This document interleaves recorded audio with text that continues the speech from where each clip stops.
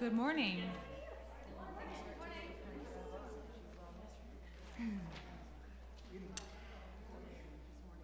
As you are welcome here.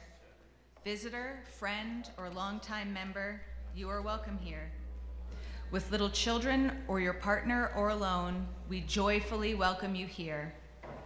You are welcome here as believer or doubter, as joiner or loner, you are welcome here. Feeling a part of us or not, full of energy or not, seeking a vision or a rest, you are welcome to join us as you are. We acknowledge that we are in the Aboriginal territories of the Salish, Nez Perce, Blackfeet, and Anishinaabe people who shared the Helena Valley as hunting grounds. The indigenous story of the Helena Valley began long before the arrival of Europeans. We honor those who walked here before us. We honor the path they have shown us in caring for this place for generations to come. We strive for justice and fair relations with their descendants.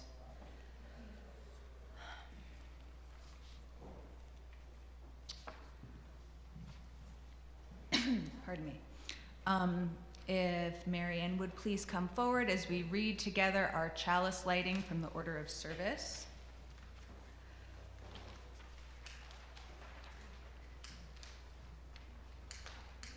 Oh, it's being unkind. Okay. It was working. Yes, okay, and I'll continue to.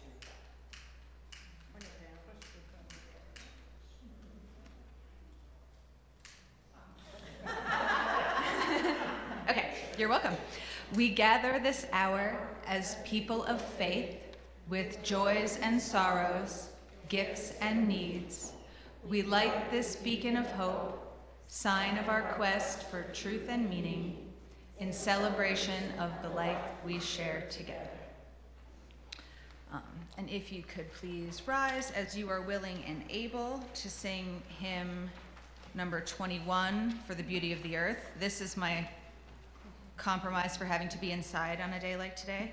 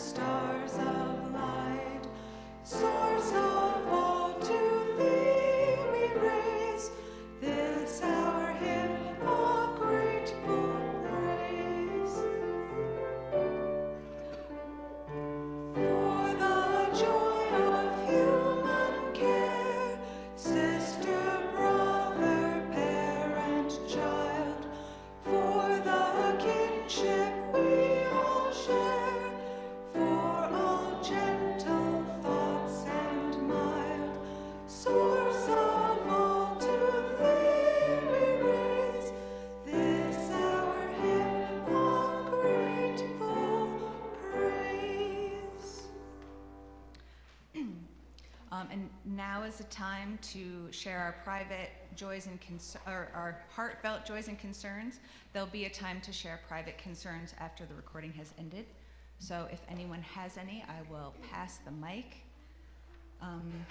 I have a joy, which is that I finished writing the service. It was a hard one. Okay.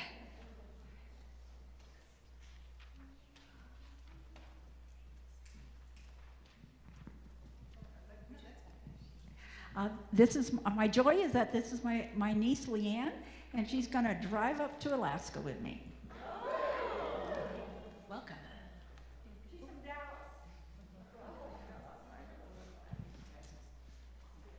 Hi, I'm Catherine, Katie A. Campbell, and my joy is that I'll be providing service on May 5th, so of course you're all invited. It's my joy to wish Pam Everillis a happy birthday today. We are lucky to know Pam.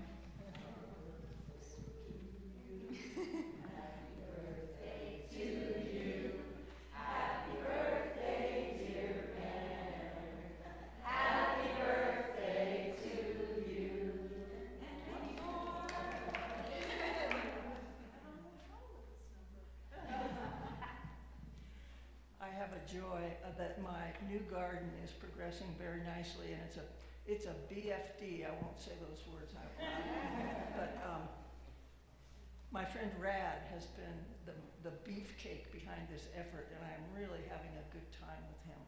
And I probably will have a party today this summer to celebrate it. And let us hold in our hearts all those joys and concerns left unspoken.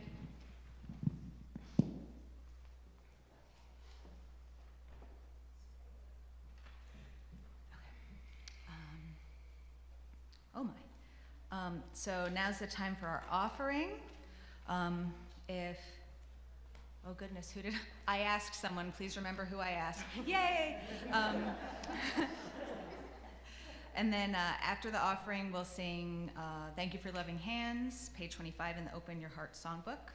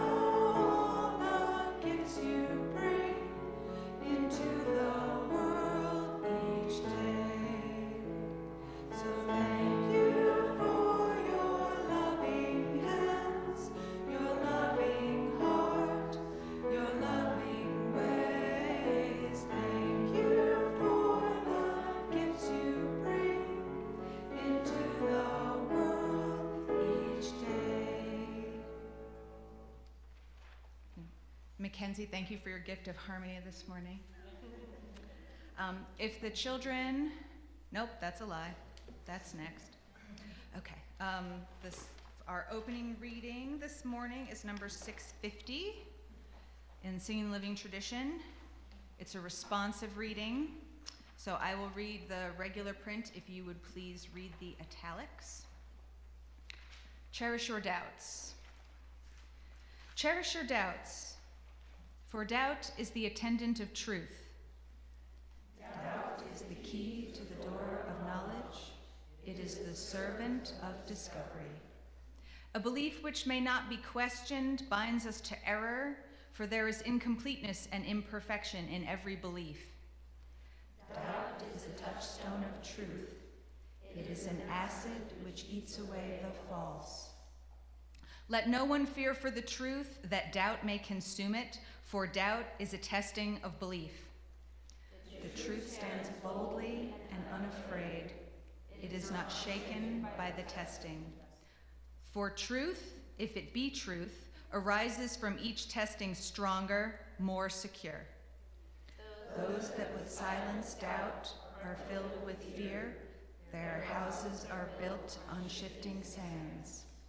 But those who fear no doubt and know its use are founded on rock. They shall walk in the light of growing knowledge. The work of their hands shall endure. Therefore, let us not fear doubt, but let us rejoice in its help. It is to the wise as a staff to the blind. Doubt is the attendant of truth. And now, if the children would come forward for the story for all ages, and the young at heart, you don't feel limited.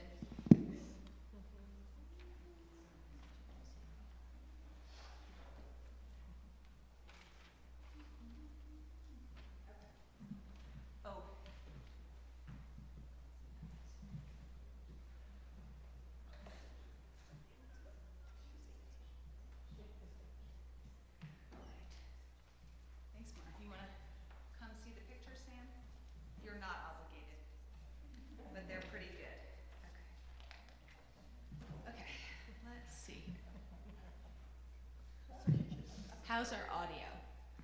Good? Okay. Yay! Your timing is perfect. More children.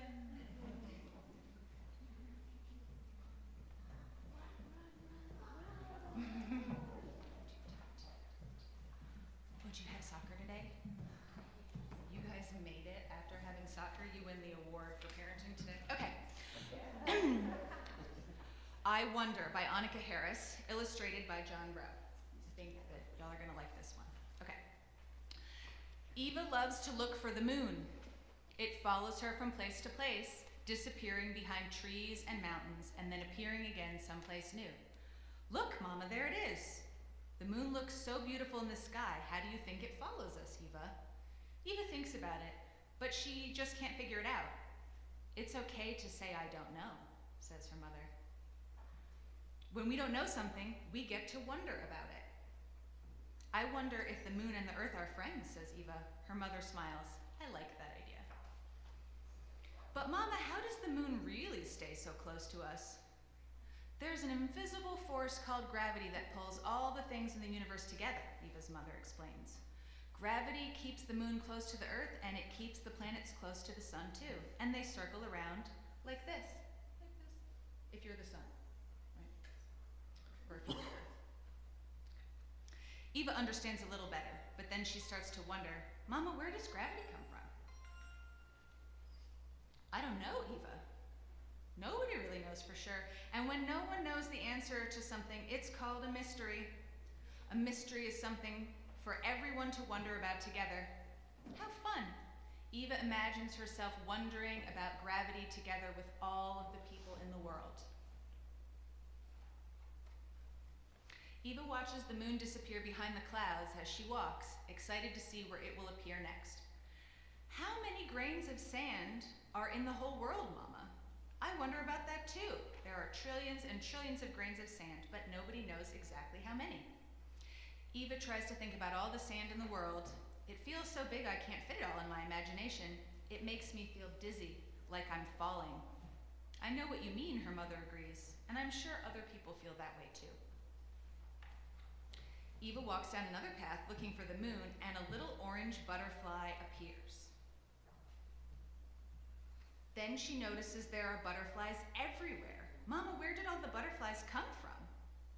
These butterflies have been flying around for a few days, but they started out as little caterpillars, and those caterpillars came from eggs, and those eggs came from other butterflies. There are cycles all around us, with one thing ending and another beginning. Things are always changing. Can you think of other things that change? Can you think of some things? No? Clouds and frogs and me. See, do you see the tadpoles? Yeah?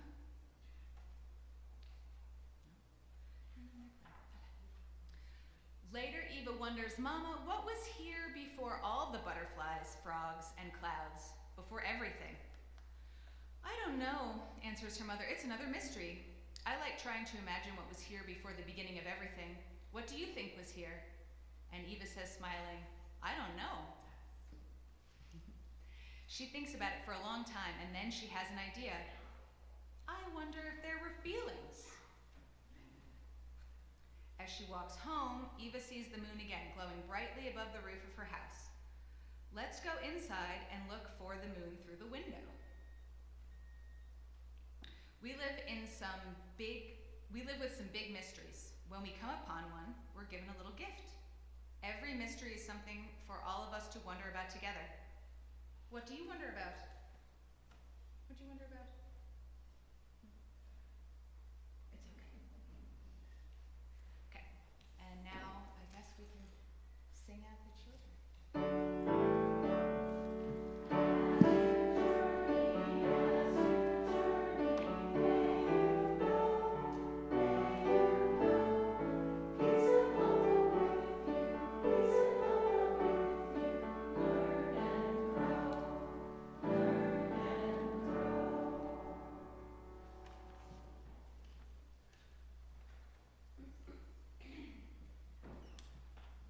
Oh my.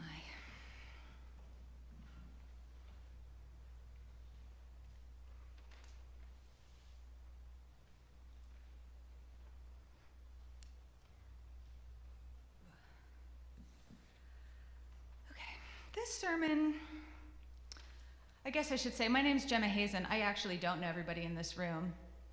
I've been a member of Big Sky UU for a really long time. I've been coming here for about 17 years.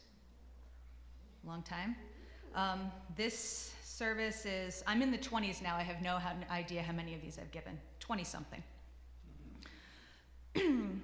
This sermon represents one of the grandest topics I've ever embarked on at Big Sky UU. So if it doesn't work out, blame Karen Stevenson.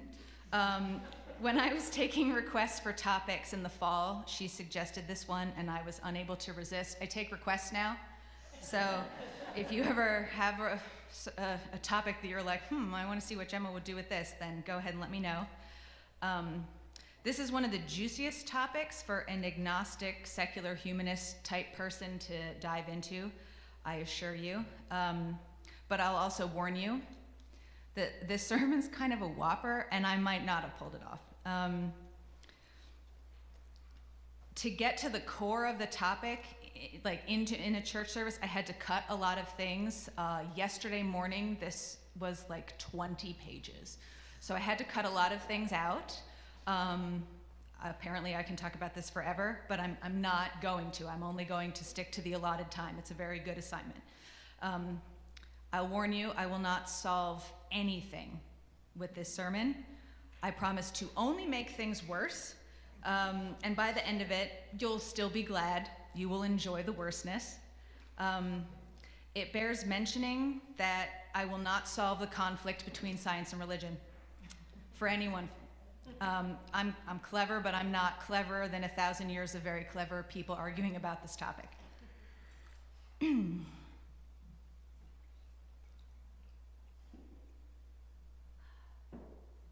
So first, some definitions, because words mean stuff. Religion.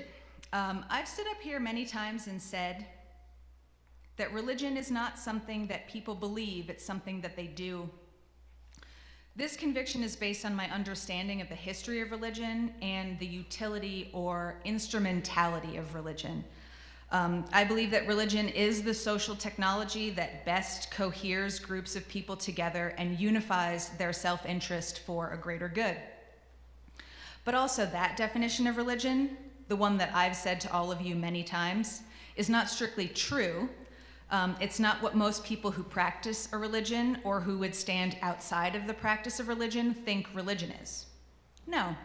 Our common definition, the definition that you would give to a child, of religion is the belief in and worship of a superhuman or supernatural being or beings, especially a god or gods. I know that this definition relies heavily on the development and hegemony or authority of Christianity, and I think it's too narrow and exclusive and sort of garbage. But the thing about words is that they mean what people agree they mean, and what our zeitgeist, that is the time in which we live, or the literal spirit of our times, what it thinks religion is either a deranged sky god cult or the only path to salvation, the way, the truth, and the life. This dichotomy is why Unitarian Universalists like to portray our religion as a sort of anti-religion. We're begging people who think religion means deranged sky god cult to not lump us in with that vibe. We know that most of the people that we want to attract to our community are those people who would describe themselves as spiritual but not religious, or other fellow reasonable, free-thinking folks. We want to tell those people, hey, come here for the community and the hot dish, not the dogma and the judgment. For what it's worth, that part's true. Please come here for the community and the hot dish, not the dogma and the judgment. The reason I like the definition of religion that no one else will ever adopt, religion is what you do, not what you believe, is because I think it does a better job of explaining why a religio-curious spiritual person might want to come to our fellowship. Because I want the power of the unification of a religion, something that transcends a bunch of disconnected individual spiritualists who don't practice a religion. They just think what they want to about love or auras or manifesting. And I seek to reclaim religion, the concept, from the deranged sky god cult and allow it to be owned by other types of people. So we know what religion means, right? Very clear. Now on to the next definition, science. Science is a method. Science is a systematic endeavor that seeks to narrow a horizon of doubt about the mechanisms that govern and circumscribe the laws of the physical world. Science seeks to make unknowable things knowable and predictable. Pure science is playful, and it wonders, how does that work? And what happens if we do this? And how did this happen? Science takes a guess about reality, and then it tests that guess. And if the guess is wrong, if it didn't work, science says that assumption is false, and it rejects it. On its best day, science, unlike our operating definition of religion, believes nothing. One day, all evidence said, actually, the earth is round. And then a short time later, it said, and actually, the earth revolves around the sun. And then it said, actually, the sun is just one star in a galaxy of many stars, and not even a very important star. And now it says things like, actually, suns and stars and earths all exist in many parallel multiverses that blink in and out of a probabilistic existence. And it will eventually say something different. Science is destabilizing. However, at its core, science seeks to understand reality by predicting its behavior with the best laws and theories it can test, and to update that understanding as soon as there is new information. The method of science is also deeply useful. Science, certainly the observational and deductive parts of it, is very old and very human. Humans are playful, and we like to ask all the questions that science asks, like Eva asked in the children's story this morning. We're an experimental species. We're not the only ones, but we're arguably the ones who've run the most with this idea. For most of human history, our experimentation has had an instrumental or applied practicality. We've been concerned with how things work so that we can predict events and stay alive to eat and reproduce. So the mechanisms of scientific reasoning are evolutionary adaptations that help us survive and be successful in the strictest evolutionary sense of the term, even if the drive to do those things, curiosity, sort of erupts purely from us and can feel very fun and non-instrumental. This is the tension between seeking knowledge for its own sake, like, say, Newton or Copernicus, and seeking knowledge to apply it for practical purposes, like, say, Sir Francis Bacon. I will not get too into the weeds about this. You're not going to hear a lot about Sir Francis Bacon. But our modern sensibility of science as needing to have some practicality besides just amassing knowledge comes from Bacon, who was an advocate of science as invention and for an endowment of riches. Bacon and his contemporaries of the Enlightenment are also the reason that we modern humans perceive that religion and science are at odds with one another. The conflict is pretty simple. If your sky god cult says that God is all-powerful and created everything and that we're his most important creations, what are you supposed to do with the new information that comes from the natural sciences and says things like, well, actually, it seems like the heavens and the earth might not have even needed anyone to create them. And humans, it turns out, may be descended from like tree shrews and apes. I'm collapsing history a little here. But I have a pretty good sense that the best thing, a good sense that the thing about science and religion that everyone in this room already knows is the straw man argument that that science is demonstrably true and religion is basically the nonsense of magical thinking. Interestingly, however, during the Enlightenment and fully into the 20th century, there were no practitioners of science who were not also religious, which is to say practitioners of a religion. Bacon was a devout Anglican. Now, is this a bait and switch? Maybe. Is it possible that Bacon didn't believe in God or the sacraments? There's a thread of new atheism that seeks to look back at historical figures of science and tell us things like Darwin didn't believe in God. He just knew other people did, and that evolutionary was an incendiary and terrifying idea, so he acted like it, and he didn't want to offend his wife. Or when Einstein said the phrase, God does not play dice with the universe, he was speaking in metaphor. He didn't believe in supernatural nonsense. Practically, however, it doesn't matter. Because for hundreds of years, scientists and philosophers fell all over themselves to write scientific proofs about the existence of God.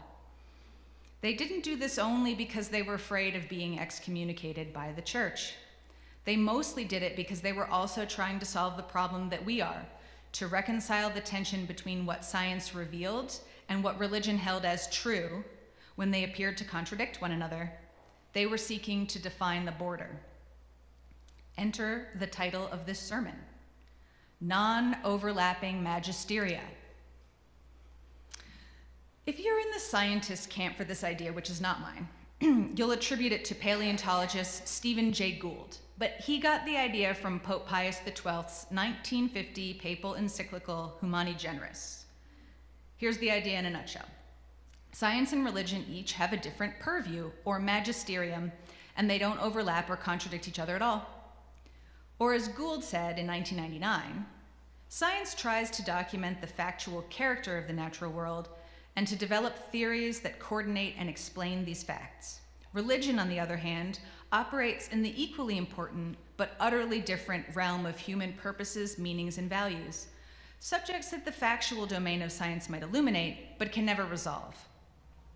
It bears mentioning here that I essentially agree with Gould, but it's not going to sound like that's true for very long, so please don't forget it. What Gould is saying, what Pope Pius XII was saying as well, is that because science talks about real stuff and religion talks about super real stuff, we don't need to concern ourselves with where they might appear to contradict one another, because those contradictions are happening in different planes and are owned by different authorities or magisteria.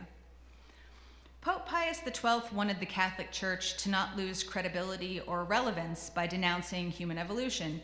He wanted it to be okay to be Catholic and access the instrumentality of science during the dawning of the atomic age, while still having sway over the eternal souls of 500 million Catholics. Stephen Jay Gould and the American Institute of Biological Sciences wanted to not undermine the authority of science in a nation where a full 90% of people, even in 1999, said they believed in God. Because if science became a contested magisterium, it would undermine scientific funding and acceptance of theories that pertain to conservation, public health, and ecology, and it would prevent science education from growing the next generation of scientists. Ultimately, I think they failed in this endeavor. You need look no farther than the denial of climate science or the politicization of COVID-19 vaccines to find evidence of the failure of science to defeat religion. And on the flip side, you need look no further than the great de-churching of America and the widespread idea that there remains nothing supernatural left to care about to see where religion has been slain by scientific thinking. no one, it seems, was convinced by the idea of non-overlapping magisteria, and it appears to have toppled a lot of authority, magisteria, in our times. The reason that I think Pope Pius XII and Stephen Jay Gould's idea to shore up their own magisteria didn't work is actually because of the criticism leveled against it by people like the new atheist Richard Dawkins. I enjoy Dawkins's social commentary about as much as I like Alec Jones's, but in this particular regard, and his early science writing about genetics, I believe he's mostly correct when he says, it's completely unrealistic to claim that religion keeps itself away from science's turf, restricting itself to morals and values. A universe with a supernatural presence would be a fundamentally and qualitatively different kind of universe from one without. The difference is, inescapably, a scientific difference. Religions make existence claims, and this means scientific claims. In short, everyone knows that if God exists, then he probably does play dice with the universe, which diminishes science. And if he doesn't play dice with the universe, then his power and therefore religion is also diminished. The central conflict is that science presents a picture of what reality is. Most people believe its methods to be demonstrably better at predicting how real things work than anything else does, and therefore anything that describes a reality that's different from what science says must be false. But, and you knew that was coming, I think the real issue here is that neither Stephen Jay Gould or Pope Pius XII or Richard Dawkins or any other person in the world who decides to have this argument over a beer in a pub or with their Aunt Edna at Thanksgiving is being properly genuine in this argument. Do we know what it's for?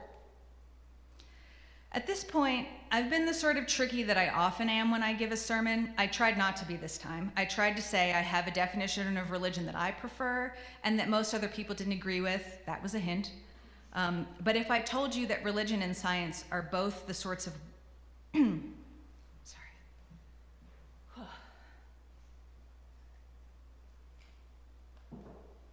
It's the pollen.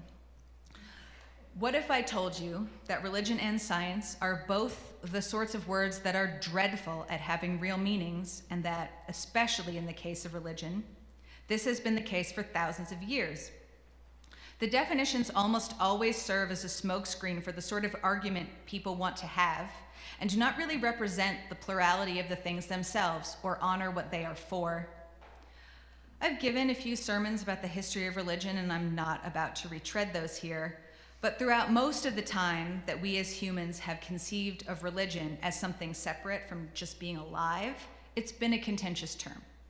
It's been a way to say, hey, we, the conquering people, have religion, and you, the conquered people, have superstition. Or it's been a way to say, we, again, the conquering people, believe in the true God, and you, the conquered people, are therefore atheists and we're killing you and taking your stuff. And it's been used as a wedge to divide people who know the truth, and interestingly tend to have a very big army from the people who have the stuff that the true believers want. This unholy alliance between religion and political expansion is usually heaped at the feet of religion to answer for. But when the conquering people are just doing it for imperialism or colonialism, we don't then realize that expansion is not a necessary characteristic of religion, as would be rational or empirical of us to do.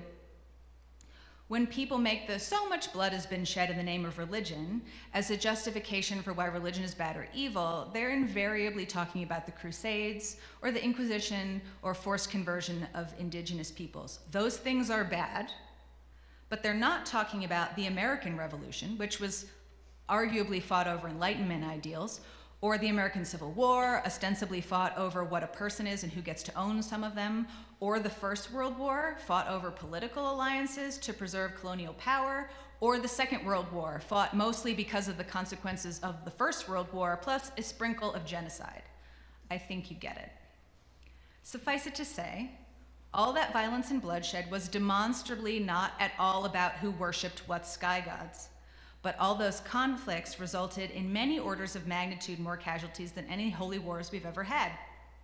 Yes, if we were using our powers of reason, we would be able to see that religion, as inherently violent, oppressive, and backwards, is only really true if you ignore a lot of religions that don't fall under the category of Abrahamic world religions, conversion religions. And if you ignore the good works of a lot of religious people, like Martin Luther King Jr., Mother Teresa, Mahatma Gandhi, Jimmy Carter, some of the people in this room, in our times, when someone is religious and they do a bad thing, it was the religion that made them do it. And if they're good and they do a good thing, then the cause is something else, like how they were raised or their culture, but somehow not the teachings of their religion. This is highly illogical. We have a hard time understanding how a person can be religious and believe something scientifically absurd, like, say, Immaculate Conception, or that the world was created in 6 days, and be a good person. But we don't have a hard time believing that the world is ordered and has laws, and that it follows them, even though sometimes that really doesn't seem more sensical. When once religion used to say, we are real good people with the true religion, and you are backward people with the false religion, now we have this idea that the good and true people are a-religious, without religion, because we can draw conclusions based on what is around us, and the backward false people have religion, which can't do that. It's an interesting shift. I went round and round about whether it's worthwhile to explain how this shift in thinking happened, and I decided we don't have that sort of time. Ask me about it later, and I promise to tell you. But suffice it to say that through most of human history, what was true was handed down from the specific authority of churches and religions, but now they're no longer the sole owners of what is true. Who owns the truth has split apart. Sometimes this is a good thing. I don't want to live in a world where the Catholic Church owns what is true. While they owned it, there were not a lot of advances in thinking. Quality of life was poor. No one would ever have taught someone like me to read or expected me to do anything but cook and have babies. And lots of people died from preventable diseases. I think it's probably good to have a little free market competition about the truth. But as is the case with many so-called free markets, they tend toward monopolies without proper regulations. Right now, we have a lot of large conglomerates fighting over the truth. We've got government. These are mostly autocratically leaning governments where the leader provides the truth for you, but also some of the more democratically aligned governments. We've got industry, where the truth is economic growth at any cost. We have fundamentalist religion, which if we're being intellectually lazy, will pretend are the only sorts of religions. And we have science. Wait, what? No, you might say. Science is not in this fight. Well, it is if we don't watch ourselves from making sloppy definitions. If religion gets to be blamed for wars and crimes carried out by church orthodoxies and not let off the hook for the same crimes perpetrated by non-religious forces, we can't leave science out of this. There was this little movie last year called Oppenheimer. Maybe you've heard of it.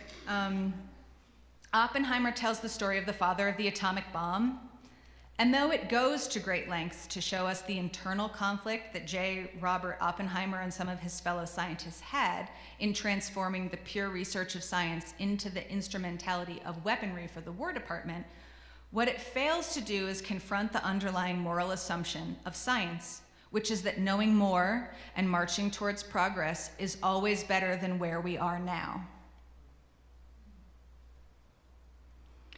If you can know, you should seek to know. And if there are consequences from that knowing, well, then that is just the price of science. If we don't do it, somebody else will. So experiment on those Jewish prisoners in concentration camps, and Black people from the South, and the mentally ill and the poor. It's better to know than to not know. It is, to restate Dawkinson's criticism of non-overlapping magisteria, completely unrealistic to claim that science keeps itself away from religion's turf, restricting itself to facts and theory. A universe with only an ordered material plane, with no intercession from a deity, would be a fundamentally and qualitatively different kind of universe from one without. The difference is inescapably a religious one. Science makes moral claims, and this means religious ones. But we ignore the imperatives of science to explore and discover no matter the consequences, because we enjoy the benefits of its instrumentality and technology. Yet those consequences can be pretty dire. Am I blaming science for the climate crisis?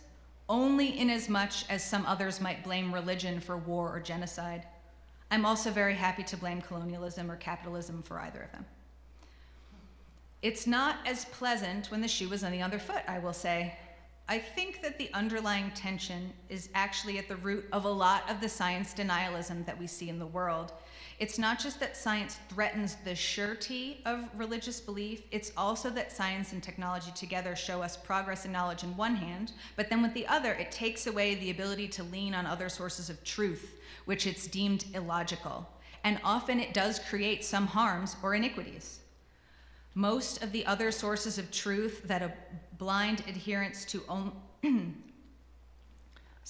Most of the other sources of truth that a blind adherence to only the material plane of science would excise from us are usually not making material claims.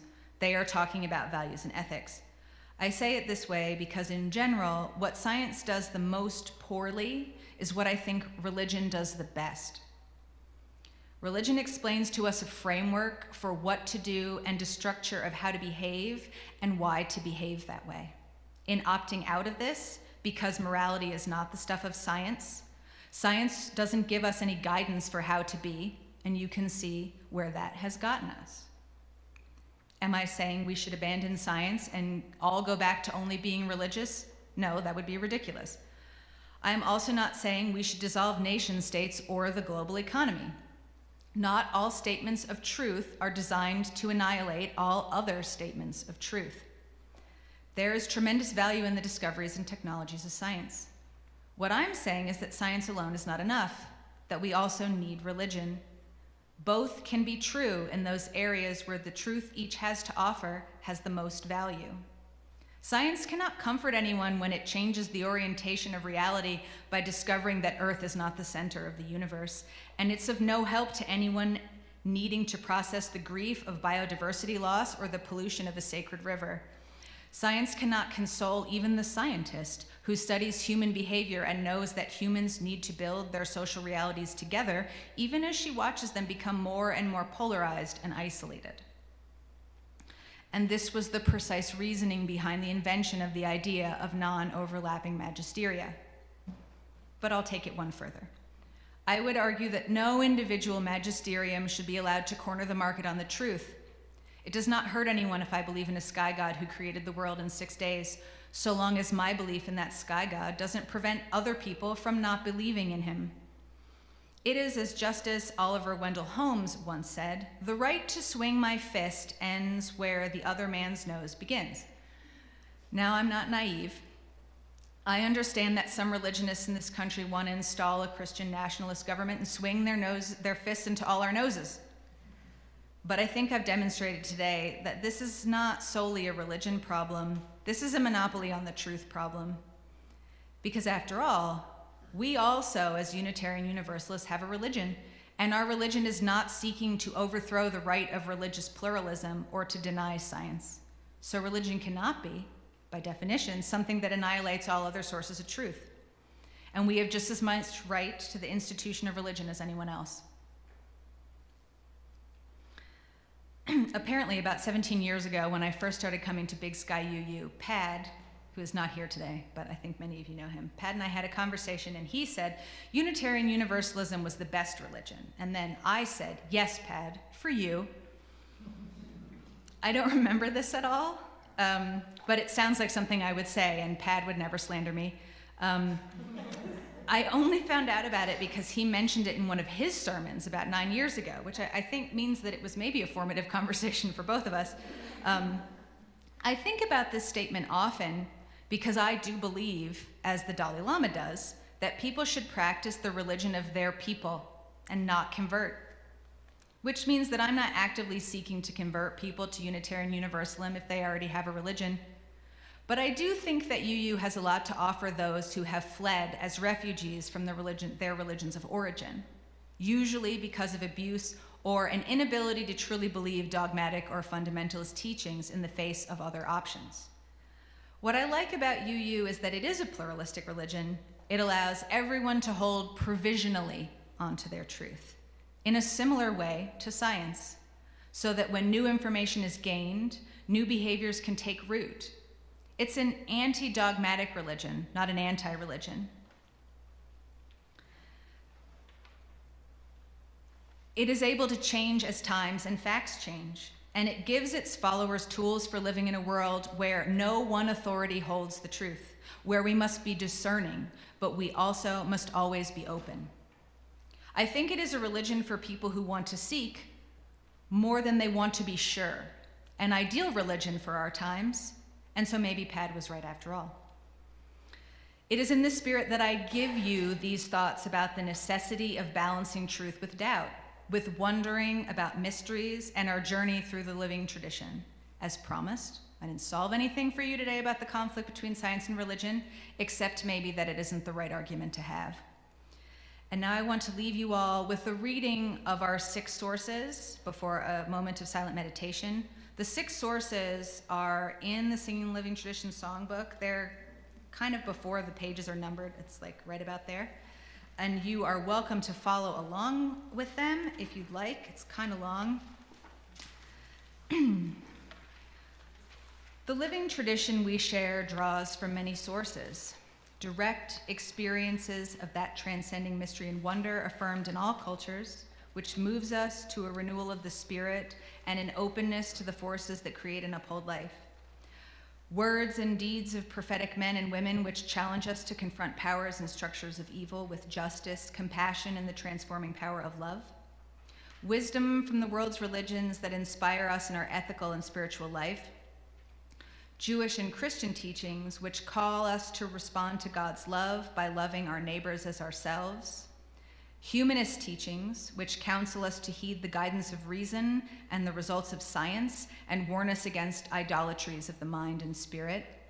Spiritual teachings of earth-centered traditions which celebrate the sacred circle of life and instruct us to live in harmony with the rhythms of nature.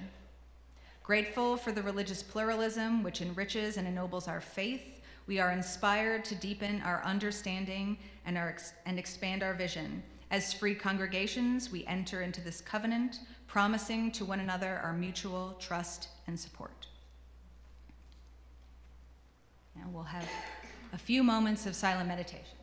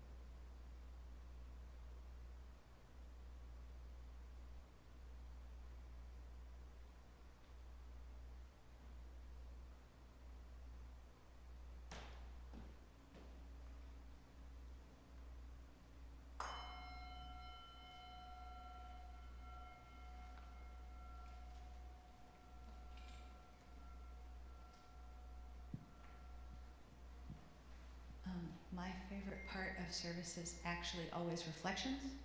So if anyone has any reflections for today's service, I will pass the mic.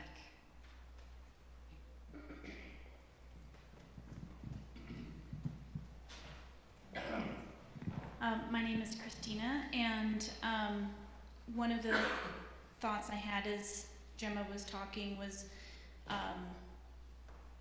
about the use of prayer and religion in our medical institutions. And I thought, I was thinking about when my son was sick and in the hospital in Miami, and the practitioners, the medical practitioners that were working to help save his life would often ask if I wanted to pray for him, which I thought was a really interesting thing. It was the first time I'd ever been kind of confronted with this mixture or overlapping of science and religion. And one of the nurses who was, my assumption is probably was Muslim, but I had a conversation with him and he said something to the effect of, and it was kind of a hard time, so I don't remember exactly, but he said something to the effect of, we use science to heal the physical body of our patients, but we use prayer to heal the emotional and spiritual inside. And I thought that was the first time I had really truly understood, I always thought it was just an interesting premise to have somebody who believes in the science of medicine, but also has a practice of a religion.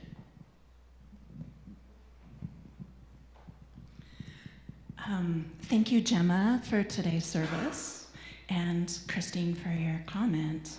That leads me into having invited you to the service on May 5th, which is also part of that continuum of, for longevity, vitality, mentality, intellectuality, and spirituality.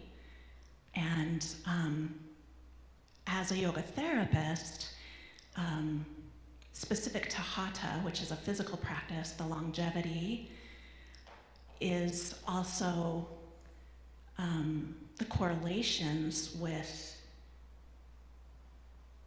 vitality, mentality, intellectuality, and spirituality, and rajas, which is very correlated to what I understand as magisteria in cultivation.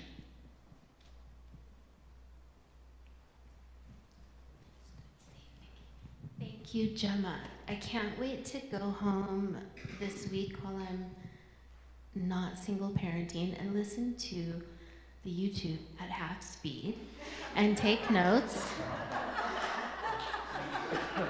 Just because my brain doesn't go as fast as, and also I hope that I'm sure everybody's gonna ask if they can read, right? You just always just pack in, right? So something came to me in silent meditation, which was, I think that science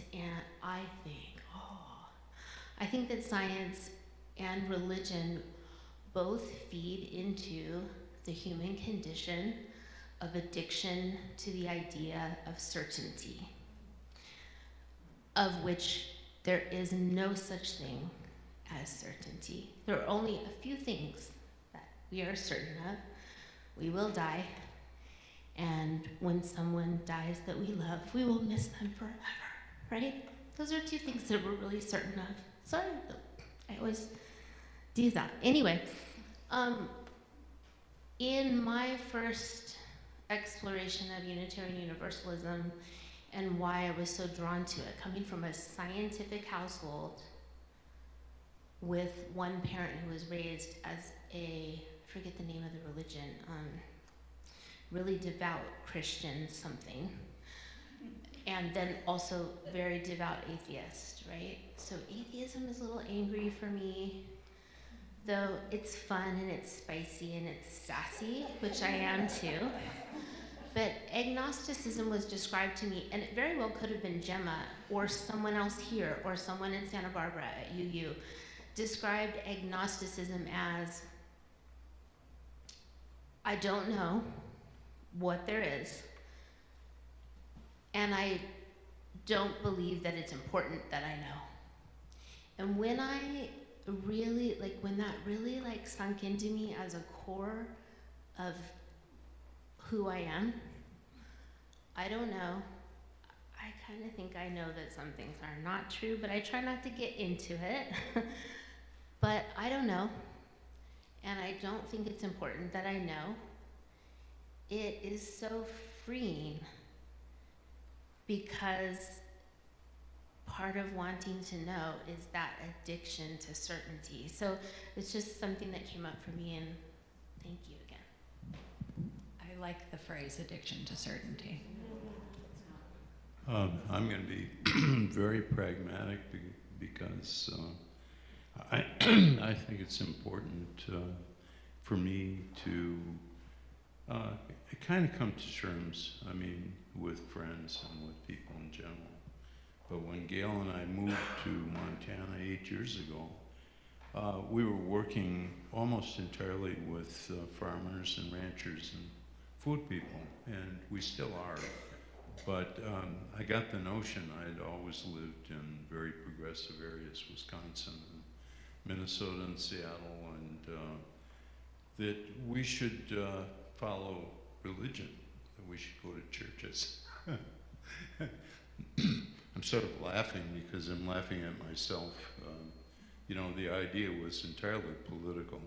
I'm simply trying to get us known to the public and have them believe that we are like them so that they would accept us, right? And I don't think there's anything wrong with that, except in my case, having been brought up almost to the priesthood in Catholicism and having gone through some really rough stuff in civil rights and things in the 60s, I found myself being kind of drawn in deeper and deeper into trying the right church and trying the right minister, and it got more and more confusing, you know, and I started really thinking that what was wrong was having people telling me what to believe at the heart of it, basically an understanding that I would belong to a group that would tell me what I needed to believe. And that concept created a lot of disturbance, and I started kind of really rebelling, and became harder and harder to go to these churches and recite the Nicene Creed that said we are the only church and we're the only ones, and we're the only ones going to heaven. And they're still saying that stuff, you know. So it's like a contest between this one and that one and the other one. And Gail and I got married in the Unitarian church, and we've always felt that we belong there in the more progressive environments that we lived in. So I had to come all the way around to thinking that maybe through Unitarian Universalists and reuniting sort of our base, that I could go to these churches and be accepted, that I could be honest. I could simply inform my friends and people that I'd be more than happy to go to their church with them and their picnics and their baptisms and whatever you have, but that I would go there as a Unitarian. So it's almost a full circle, and I really enjoyed your sermon this morning. Thank you. Cass, you're the last one. You're the last one, and then we have to sing, because if we don't sing, I'm sad. So I was raised to be I was basically always curious, and I learned how to think and examine ideas, and I would get a feeling in my gut when an idea felt right. And I consider particularly institutionalized religion and institutionalized science as complete paradigms filled with ideas that are true and not true. And my job is to discern what fits. So that's why I'm a Unitarian, because we support the search for truth and meaning. And I don't see science and religion as inherently in opposition in my own self, although I certainly see it in our culture. So I will also agree with Nikki that I need to listen to your sermon again on half speed. or I'd like to read it, actually. So I appreciate what you bring to us in terms of encouraging true thoughtfulness and true search. You're really a gem. Thank you, Cass. I was raised Unitarian Universalist, so it works.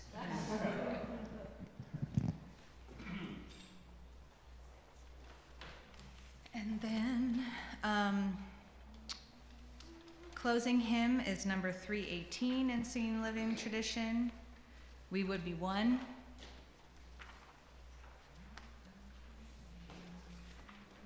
Please rise as you're willing and able.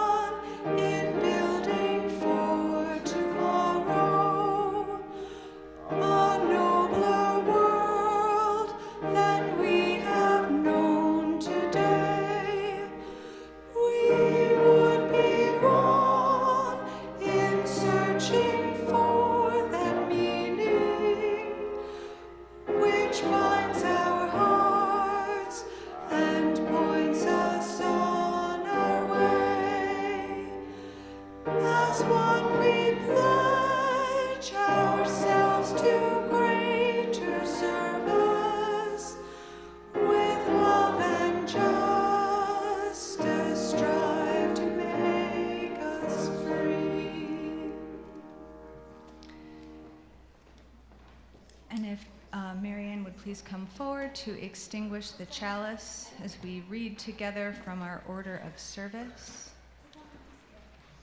We extinguish this flame, but not the light of truth, the warmth of community, or the fire of commitment. These we carry in our hearts until we are together again. So the recording has ended. If there are other announcements that were not in the order of service, now is the time to share them.